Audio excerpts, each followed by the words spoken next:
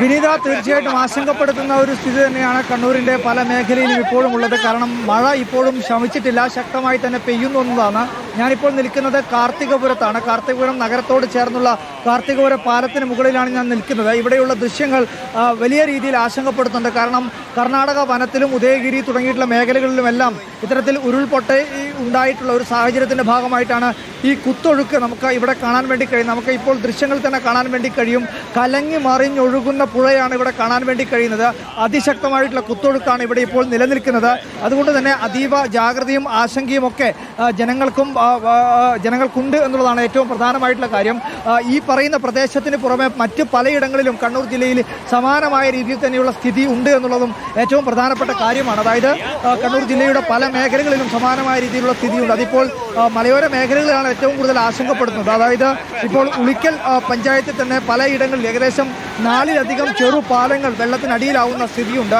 അതിൽ തന്നെ പയ്യാവൂർ പഞ്ചായത്തിൽപ്പെടുന്ന ആനയടി പാലം ശക്തമായിട്ടുള്ള കുത്തൊഴുക്കിനോടൊപ്പം ഒഴുകിയെത്തിയിട്ടുള്ള മരത്തടി പാലത്തിൻ്റെ ഈ കോൺക്രീറ്റ് ബീമിലേക്ക് ഇടിച്ച് അതിൻ്റെ നടുഭാഗം അങ്ങനെ തന്നെ താഴ്ന്നു പോകുന്ന അവസ്ഥയുണ്ടായി. പിന്നീട് വീണ്ടും ശക്തമായ രീതിയിൽ കുത്തൊഴുക്ക് തുടർന്ന പശ്ചാത്തലത്തിൽ ആനയടി പാലത്തിൻ്റെ വശങ്ങളിൽ പോലും ഇപ്പോൾ പാലം ഇടിഞ്ഞുകൊണ്ടിരിക്കുകയാണ്. പാലം ഏത് നിമിഷവും തകർന്ന് വീഴുന്ന അവസ്ഥയിലാണുള്ളത് എന്നുള്ള കാര്യം മനസ്സിലാക്കാൻ വേണ്ടി കഴിയുന്നു.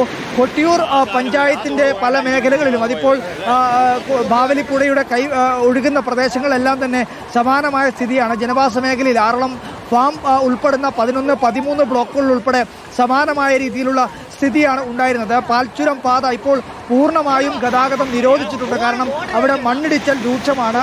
ആ ഒരു പശ്ചാത്തലത്തിലാണ് അതുവഴിയുള്ള ഗതാഗതം പൂർണ്ണമായും നിരോധിച്ചിട്ടുള്ളത്. എന്തായാലും ഇവിടെ ശക്തമായ രീതിയിലുള്ള മഴ ഇപ്പോഴും തുടരുന്നത് ആശങ്കയായി മാറുകയാണ്. ഇവിടെയുള്ള പ്രദേശവാസികളോട് ഞാനിപ്പോൾ കാർത്തികപുരത്താണ്. കാർത്തികപുരത്തുള്ള ആളുകളോട് ചോദിക്കുക, ഇതിപ്പോൾ ഈ ഒരു കാഴ്ച എന്ന് പറയുന്ന ആശങ്കപ്പെടുത്തുന്നുണ്ടല്ലേ?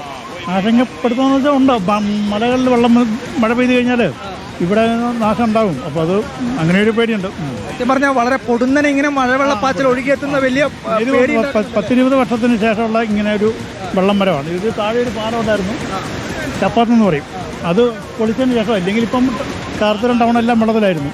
സത്യം പറഞ്ഞു കഴിഞ്ഞാൽ ഇത് പുതിയ പാലം വന്നതിന് ശേഷം ഇത്രയും കുത്തൊഴുക്ക് ഉണ്ടായിട്ടില്ല. ഇല്ല, പൊളിച്ചതിന് ശേഷം ഇത് ആദ്യത്തെ വെള്ളം മരമാണ്. നല്ല ഒഴുക്കാണല്ലേ? നല്ല ഒഴുക്കാണ്. പിന്നെ നല്ല ഒഴുക്ക്. ഉദയഗിരി ഭാഗത്തൊക്കെ ഇത്തരത്തിൽ ഉരുൾപൊട്ടൽ ഉണ്ടായിട്ടുണ്ടെന്നൊക്കെ പറയുന്നുണ്ട്. അങ്ങനെ എന്തെങ്കിലും? ഉദയഗിരി മൂന്നാംതോട് ഭാഗത്ത് 2-3 പാലങ്ങൾ വെള്ളത്തിനടിയിലാണുള്ളത്. അവിടെ താളിപ്പാറ ഭാഗത്ത് ഉരുൾപൊട്ടിയെന്നാണ് ഇങ്ങനെ കേട്ടുകേൾവികൾ. തുണ്ടിപ്പടിയിൽ താളിപ്പാറ തുണ്ടിപ്പടി ഉരുൾപൊട്ടിയിട്ടുണ്ട്. പോലീസുകാരെല്ലാം പോയിട്ടുണ്ട് അങ്ങോട്ട്. ഒരു പെണ്ണുങ്ങൾ കയറിയിട്ടുണ്ടായിരുന്നു. താളിപ്പാറയല്ലേ?